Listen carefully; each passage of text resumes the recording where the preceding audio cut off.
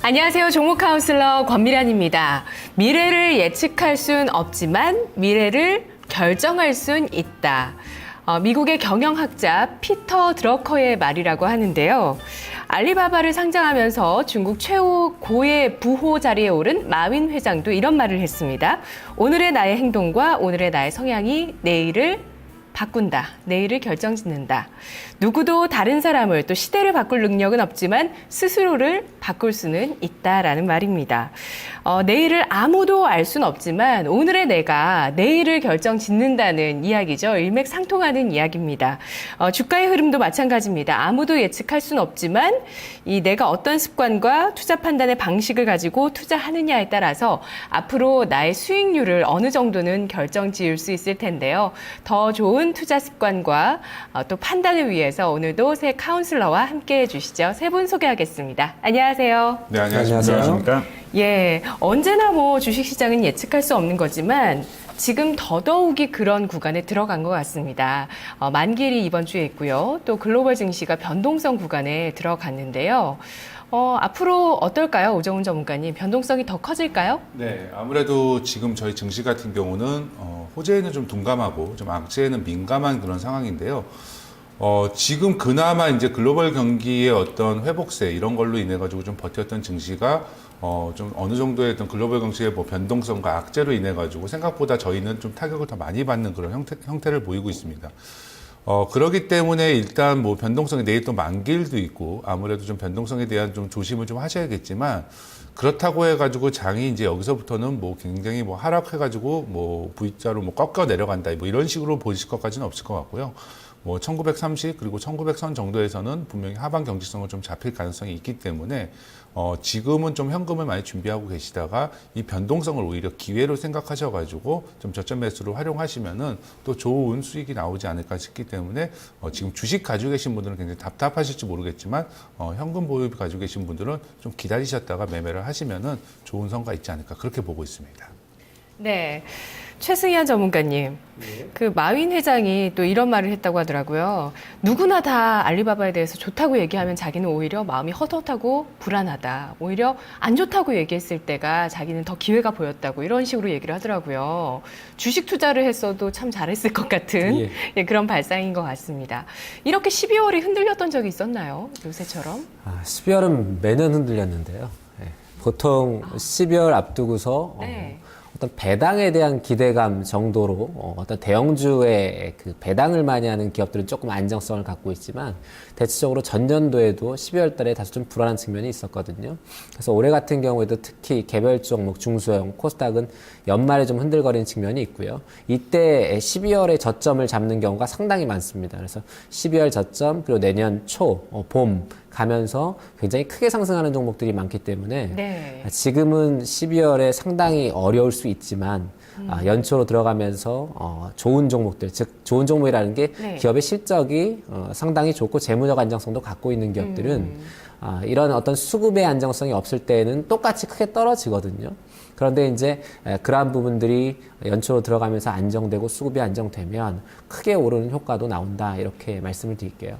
더불어 여쭤보고 싶은 건 작년 그맘때 연초에 강했던 종목들 있잖아요. 그런 기업들이 다음 해에도 또 강한 경우가 흔히 있나요? 아니면 새로운 종목을 발굴해야 되는 건가요? 일단 거래소 같은 경우에는 아무래도 업황에 따라서 좀 크게 변동하기 때문에 올해 예를 들면 올해 말 내년으로 가면서 업황이 턴어라운드 될 거다. 이런 종목군들은 지금은 좋지 않더라도 연초로 가면서 상당히 좋아지는 경우가 많고요.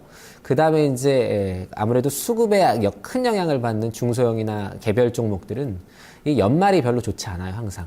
그래서 그런 종목들은 업황과 상관없이 어떤 수급적인 여건 때문에 연초의 기대감 그리고 연초의 어떤 정책 이런 부분들로 인해서 좀 크게 올라가는 경우가 많다 이렇게 봐야 될 것 같습니다. 네, 정원정 과장님은 변동성을 체감하시나요? 어떻게 대비를 하고 계셨나요? 일단 오늘 좀 많이 빠졌잖아요. 많이 빠져서 좀 저도 분위기 좋지는 않은데 다행스럽게 보는 거는 지금 본토 쪽, 중국 본토 쪽은 좀 크게 오르고 있더라고요. 지금 3% 가깝게 상승하고 있는데 어제 지금 본토 쪽이나 이쪽에서 많이 빠진 게 우리나라에는 충격을 좀 받아서 많이 빠진 것 같은데 다행스럽게도 오늘 올라준다고 하면 내일은, 그러니까 오늘은 좀 안 좋은 쪽으로 변동성이 있었다고 하면 내일은 중국 시장이 좋고 유럽도 좋고 이 흐름을 이어가서 미국 시장까지 좋게 끝난다고 하면 내일은 만기일이긴 하지만 우리나라 시장도 좀 위쪽으로 좀 좋은 쪽으로 변동성을 주지 않을까 좀 기대를 해볼 만하다고 생각을 합니다.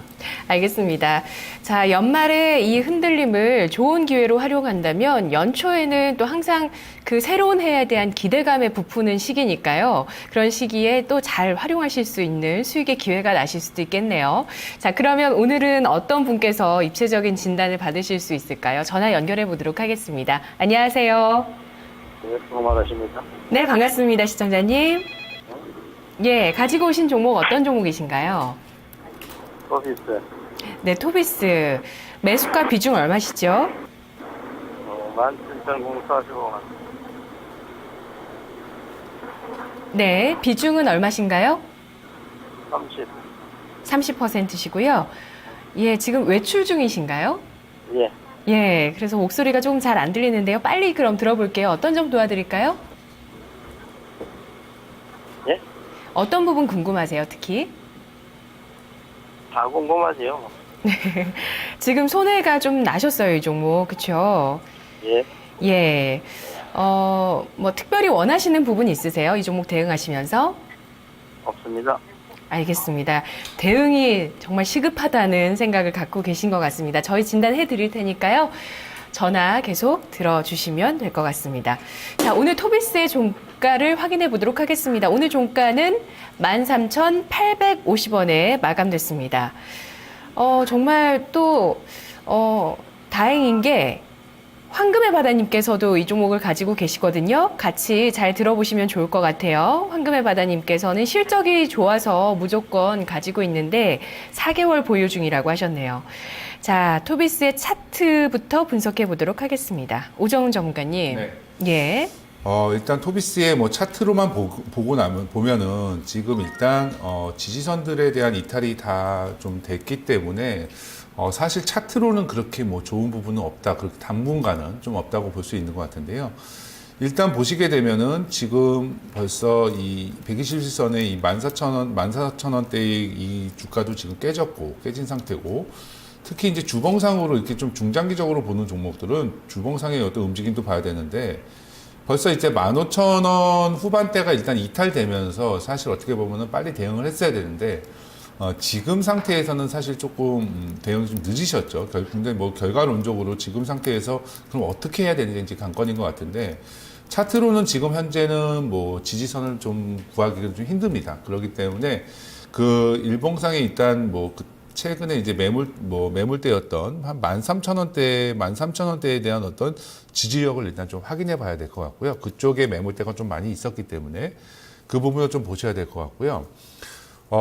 잠깐 뭐 제가 조금 이따 나중에 이제 뭐 두 분 전문가님께서 이제 뭐 기본적 분석이나 이슈 분석도 해드리겠지만, 토비스에 대해서 잠깐 얘기를 드리면은, 그 반부패 정책에 따라 가지고 그때부터 이제 이번 주 초인가요? 그때부터 이제 중국의 반부패 정책의 그 어떤 언급이 나오면서, 최근에 이제 마카오 쪽에 이제 그 카지노가 굉장히 매출이 이제 역성장하는 그런 모습을 좀 보였죠. 그런데 사실 토비스는 그 중국 쪽이나 중국 그 쪽으로 뭐 마카오나 이런 쪽으로 뭐 커브드 LCD 모니터를 납품하는 게 아니고 거의 그 발리사 쪽을 이제 그 고객사로 한 이 라스베가스나 이런 쪽으로 갑니다. 그렇기 때문에 사실 중국의 반부패 정책하고는 그렇게 큰 영향을 받는 그런 기업이 아닙니다. 그렇기 때문에 그 부분은 좀 과도하게 이제 하락을 했다고 보시면 될 것 같고요.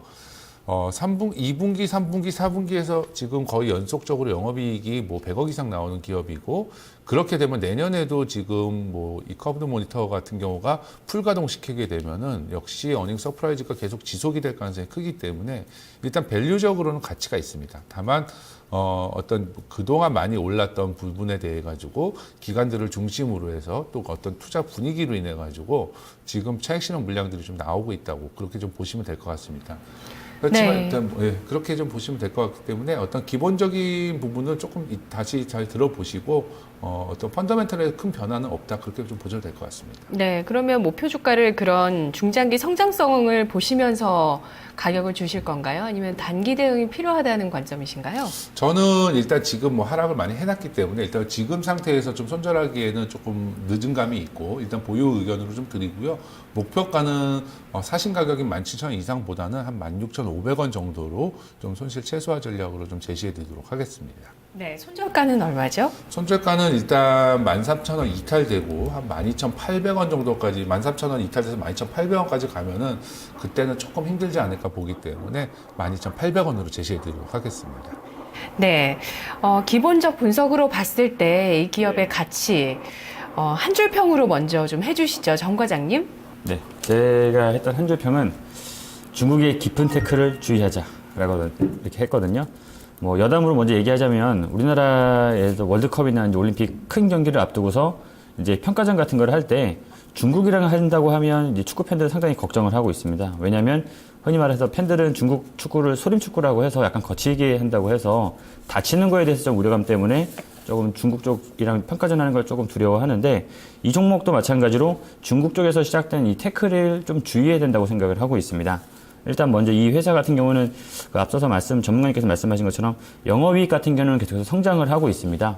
2012년부터 계속해서 성장을 하고 있는데 다만 그 성장률 폭이 점점 줄어든다는 점이 지금까지 이 종목에 대해서 가격 프리미엄 붙었던 부분이 조금 감소되는 시점이 오지 않았나 싶어서 최근에 주가가 좀 빠진 것 같습니다. 2013년에는 전년 대비해서 한 100% 정도 영업이익이 성장을 했었고요.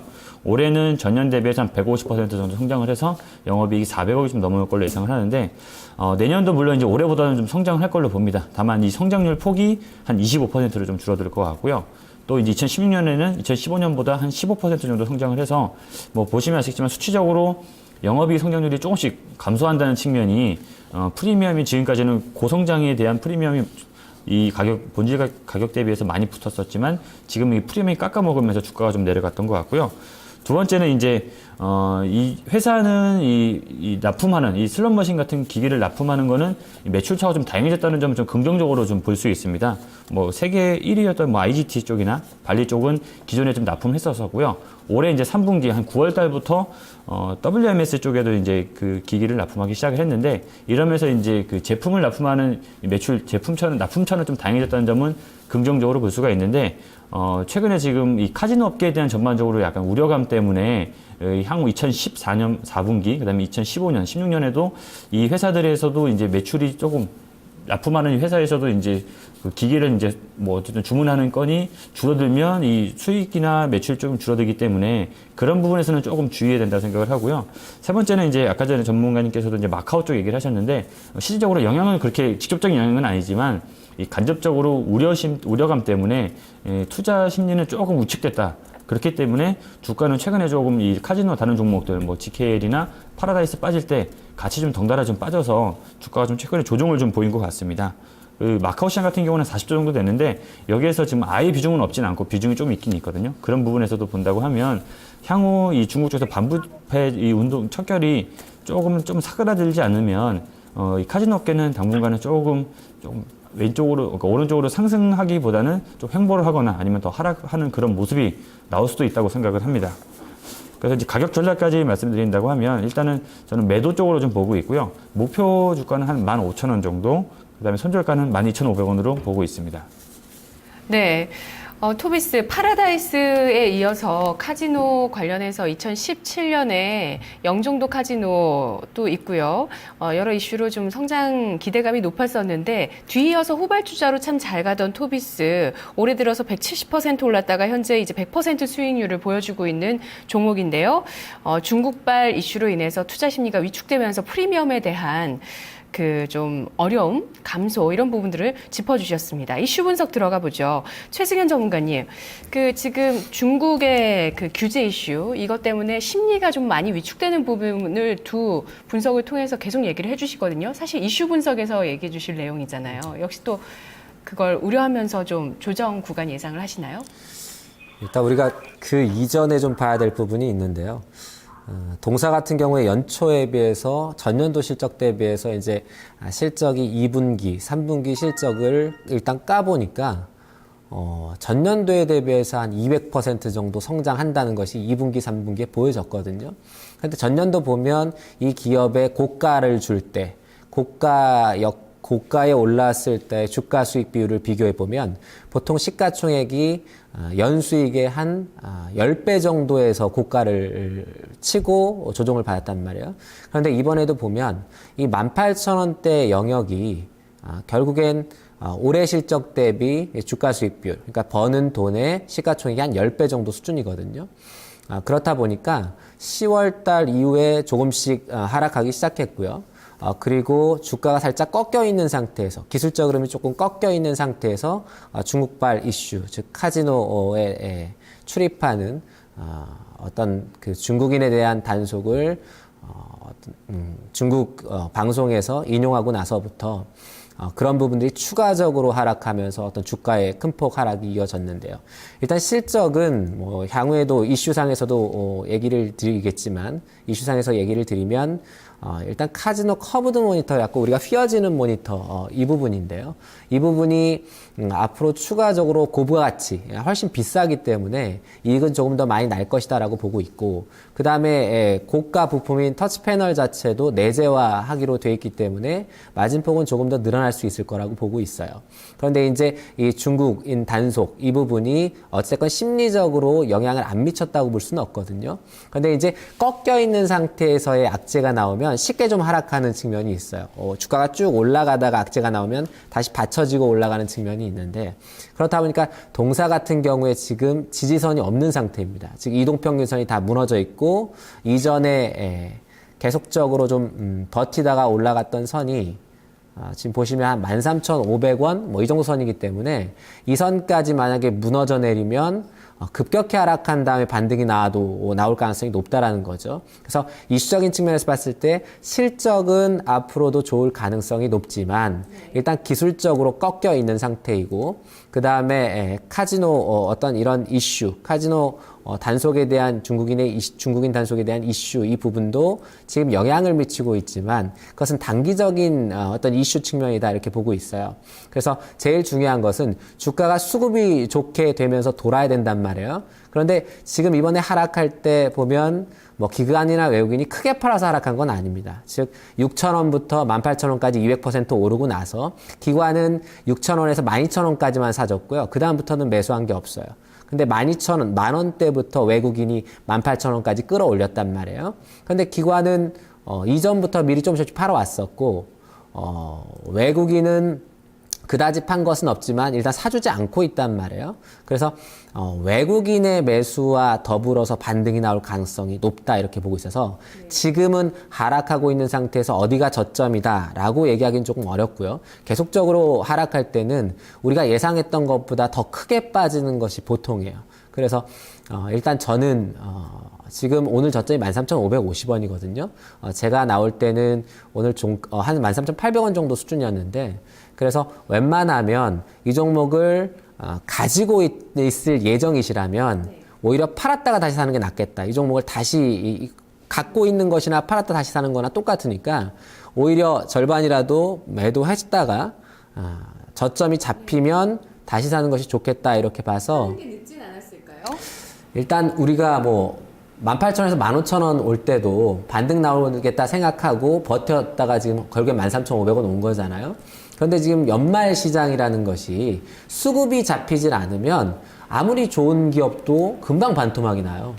그렇다 보니까 이 기업이 어디서 멈출 줄을 모르는 거예요, 지금. 그래서 이 종목이 실적의 이슈, 그리고 내년에도 실적의 이슈는 분명히 좋은 상태이기 때문에 수급만 좋아지면 올라갈 수 있는 모멘텀은 갖고 있단 말이에요. 그런데 지금 시장의 수급의 모멘텀이라는 것이 연말 장세에서 거의 좋지가 않습니다, 지금. 좋지가 않다 보니까 누가 매수해줘야 올라가잖아요. 그런데 매수 주체가 없다라고 생각이 드니까 추가적으로 하락할 가능성이 높다는 거죠, 단기적으로. 그래서 만약에 보유하신다 하더라도 제 판단은 일단 내일 오늘 저점이 13,550원이거든요. 그리고 오늘 종가가 13,850원인데 내일도 13,850원을 그러니까 아침 시작했을 때 지키지 못하는 거라면 네. 절반이라도 팔아놓고 13,850원 위로 올라갈 때 다시 사는 게 낫다는 거죠. 아니면 한 단계 더 밀려서 5에서 10% 밀리면 그때 다시 사든지. 예, 그래서 어느 정도 좀 단가를 좀 낮춰놓거나 하는 것이 좋겠다 이렇게 보여지고 반등이 나오는 부분은 제가 보기에는 단기적으로는 세게 나올 가능성 없다라고 보고 있고요. 네. 외국인이 들어오기 시작하면 이 종목은 외국인 종목이에요. 그래서 외국인이 다시 이 종목을 매수해주기 시작하면 단기적으로 좀 빠르게 올라올 수 있겠다. 그래서 목표는 일단 16,500원에서 17,000원 정도 여기까지는 외국인들 수급 좋아질 때 거기까지는 반등할 가능성이 높다 이렇게 말씀드릴게요. 네. 시청자님, 네. 수급이 중요해질 것 같아요, 이 종목. 예. 세 분 손절가를 다 다르게 주셨거든요. 잘 판단하셔서 수용하셔야 될 것 같아요. 예. 예. 그렇습니다. 고맙습니다. 자, 토비스에 대한 전략 다시 한번 정리해 보도록 하겠습니다. 기본적 분석을 해주신 정원정 과장은 매도 의견이고요. 나머지는 보유 의견 주셨습니다. 정원정 과장 목표가 15,000원, 손절가 12,500원. 최승현 전문가 목표가 18,000원, 손절가 13,850원. 오정훈 전문가 목표가 16,500원, 손절가 12,800원 제시했습니다.